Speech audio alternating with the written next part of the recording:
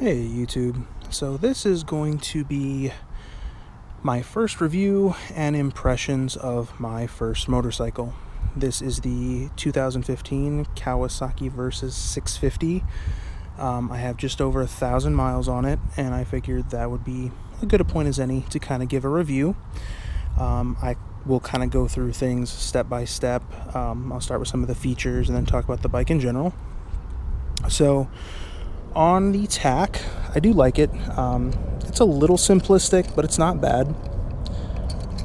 So you can see I just topped 1,000 miles a little while ago. It's got a lot of good indicators that a lot of other bikes don't. It does have hazards, turn signals obviously, neutral position indicators, various things like that. On the handlebars, of course, what you would expect: hazards, low beams and high beams. You got your turn signals, your horn, you got your little passing lever up here to flash. One thing I really like is I like the clutch and brake levers on this. They're big, they fit my hand really well, and they're 5-position adjustable, so we can change those if I wanted to. Obviously you have the kill switch here, and your horn, throttle, all that standard stuff. As you can see, I've just added some extra reflective tape on the bar ends just for kind of safety's sake. So let's see here. If we take a look at the front, you can see right now, because it's not actually running, it just has the just kind of running lights on. One of my favorite things about the bike is the windscreen. It is adjustable, really simple. You don't need tools. You can just run these screws loose and slide it up or down, tighten it up. You're good to go there. That's really nice. The turn signals I like. I don't feel like they're super obtrusive, but you can see them and they're noticeable.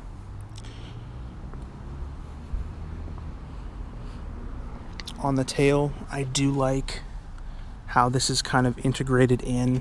I'm still deciding whether or not I want to run a fender eliminator kit on this. It is technically, it's a sport touring bike by definition, I guess. To me, it's just like an extra large Ninja 650. But if I wanted to take it out off-road, I could, and I feel like this might be a good thing to have on here if I do that. The bike itself is a 649cc parallel twin. Let's see here. So some cool things. It does have the adjustable suspension by hand there. It's kind of nice. You can just do that on the fly.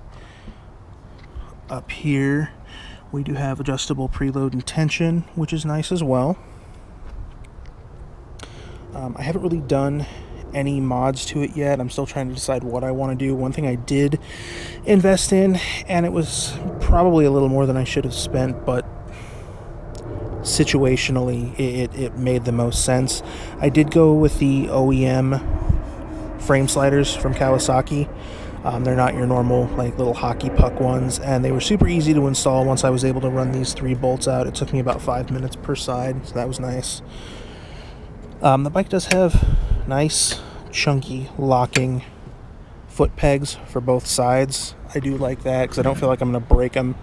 I'm a fairly large guy, which is actually the reason that I went with this bike, because I originally wanted a Ninja 650. I'm a little bit too tall for it. So the guy at the dealership mentioned this one. It has the same engine as the Ninja 650, and I've had no complaints about it.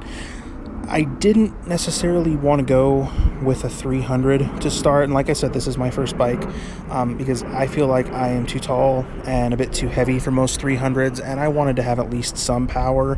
But going to a liter bike, a 1,000cc bike, was just a little bit too much, I think, for me. I tend to be more of a cautious driver and by extension a cautious rider, and I'm totally okay with that. And this to me has been a really good starting point. You can see here the other slider down here. So let's get it fired up, let you guys hear it.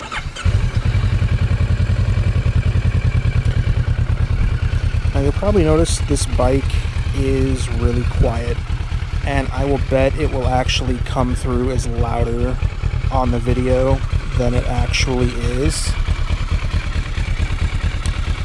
It's kind of good and kind of bad. I don't really care about having a super loud bike, but from a safety standpoint, you want people to know you're there, and this bike is pretty quiet. So you can see the actual exhaust is tucked here underneath, which is nice. It's unobtrusive. I don't ever have to worry about kicking it. I'm never accidentally like burning my leg on it like some of those huge pipe exhausts on some of the other bikes. Let you hear what it sounds like.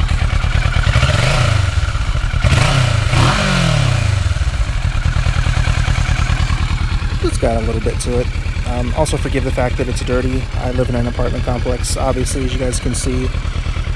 So I don't have a garage, and of course I made the mistake of not parking it under covered parking, and it rained last night, so it's pretty dirty. So the bike down low does have ABS, which is nice. That has actually saved me, I think pretty much it was my first or second actual ride on the street. I was coming home. I was still really nervous. I might have been a little bit too close behind a guy, and I clamped down on the brakes a bit harder than I should, which is exactly what they told me not to do in the MSF course. And I feel like if I hadn't had ABS, I would have had a bad afternoon. But the ABS kicked in. Felt like the bike was shaking apart, which I understand is pretty standard, but it saved me there. And also when it comes to that sort of thing, that was the same ride where the front wheel came up on me a little bit because, again, I didn't know what I was doing. I took off from a light, thought I shifted. I hadn't completely shifted, gunned it, and yeah, so it wasn't too bad. The front wheel came up maybe probably like 2 inches. It wasn't anything crazy. But speaking of shifting, that comes to the one real complaint that I've had, and I don't know, maybe somebody who watches this will know.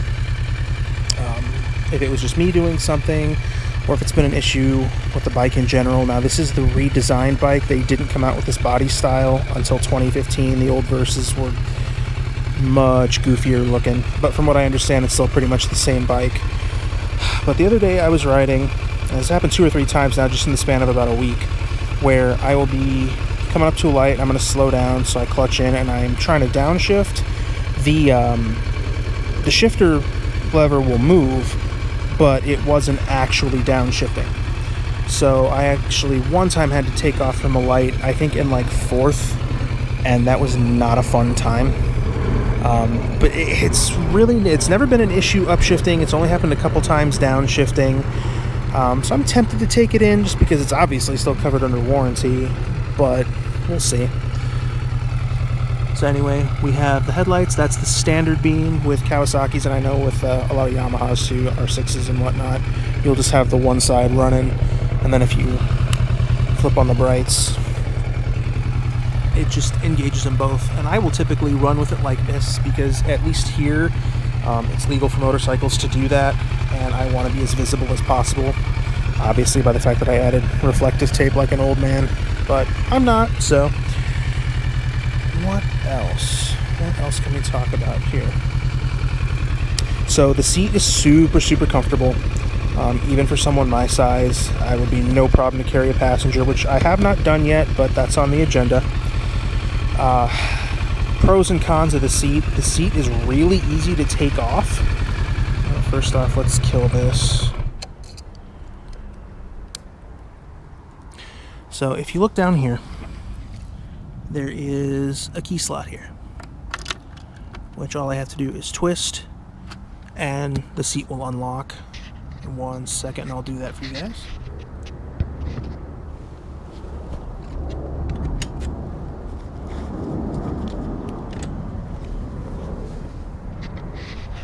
So yeah, easy as that, it just lifts off. So that's the pro side. Now, the con side for me is there is almost no storage space. Now granted, I know most sport bikes don't have any kind of under the seat storage space that's really worth much. I had kind of hoped that a sport touring bike might have a little more, but it didn't. Whatever, hasn't been a huge issue.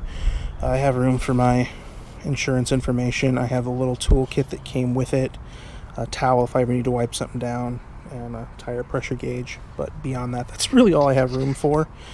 Putting the seat back on is just as easy. Just slides on, clicks, and it's locked. I've got a couple friends who ride various bikes, and some of them don't have anything that lifts off. Others, like one of my friends who rides a Yamaha Bolt, his seat comes off, but there are bolts and screws and all sorts of stupid stuff that he has to undo to actually get at it. That's really not worth it. They do have different versions of this bike, not just engine size.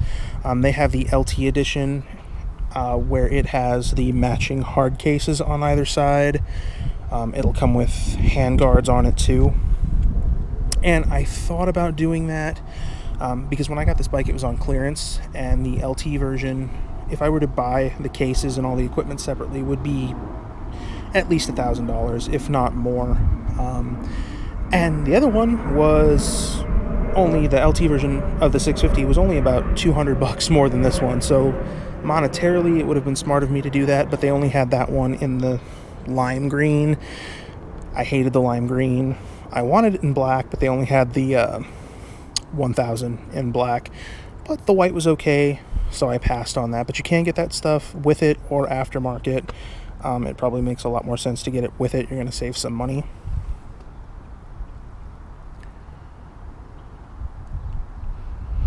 But yeah, this bike it's a nice compromise between looking kind of sporty, and thank God it's this version. Like I said, the old Versys was, at least to me, was horrific. If you've never seen it, look at it. It doesn't even look like the same bike. I haven't taken this on any road trips yet. I think my longest ride was probably about 20 miles. I'm just kind of working my way up to it. But like I said, it fits me really well. I think the bike is a little over 500 pounds wet, so it's not super heavy, it's not super light. It is very tall, so if you are a shorter rider, you might want to pass on this one. I went to buy a second helmet one day, and obviously I was wearing my first one, and I have like a helmet strap aftermarket that can go back here, and when I put the other helmet on here, it was only sitting about that high. Even me getting on this thing, I had a really hard time. I had to like haul my leg up over it. It was bad. So yeah, if you're a shorter rider, you might want to consider skipping this one. At least, I mean, you could try it, go to a dealership, see if you can sit on it. If you like it, great. What else? Oh yeah, and speaking of helmets, I'm not going to take the seat off again, but right about here, and it's on both sides underneath, you do have the helmet retention hooks, like the helmet lock. I used that for a while, especially when I was at school, because I didn't want to carry my helmet around with me, until one day a dust storm blew through. I came out to go home, and my helmet was full of grit and sand, and it was terrible. So that's about it. I decided I wanted to do as comprehensive a review as at least that I could do, just because when I decided to start doing research on this bike, there wasn't a whole lot out yet, whether it be like, just through virtue of this being a newer body style, and I got it the first year it was out. I'm noticing even now, I've seen a few more reviews, but not a whole lot, and I'm just trying to address the things that I feel like I would like to have known when I was trying to decide if this was the bike that I wanted. In the end, I don't regret it. I like this bike a lot. It's kind of like a Goldilocks bike. Everything's just kind of in like the sweet spot. It's got a decent amount of power without being crazy. It's tall enough for me without being as high as something like a V-Strom. I think it looks decent. It still looks like a sport bike, even though it's a sport touring bike. I had one old guy tell me one time, he's like, this kind of looks like a dirt bike. What's the size of this engine? He called it a dirt bike, and I stopped listening. So, oh yeah, and the last aesthetic thing, the colored shock spring. I loved the fact that it had red. I wanted either the black bike, or if they had this bike in red like this, I would have been in love. But that's aesthetics. That's no big deal. Yeah, the Kawasaki green one, the spring matched. This was all green, obviously black trim and whatnot, but the spring was green. But even on the black one, the shock spring was still green. Didn't care so much for that. So again, that's why I went with this. But hopefully I answered some questions. If you guys can think of anything else you want to know that I haven't addressed, just let me know in the comments, and I will do my best to get back to you. Hopefully this review wasn't absolutely terrible. Like I said, it's the first one I've ever done for pretty much any product that I planned on posting, but I wanted to be helpful if anyone was in the same situation I was. Last look.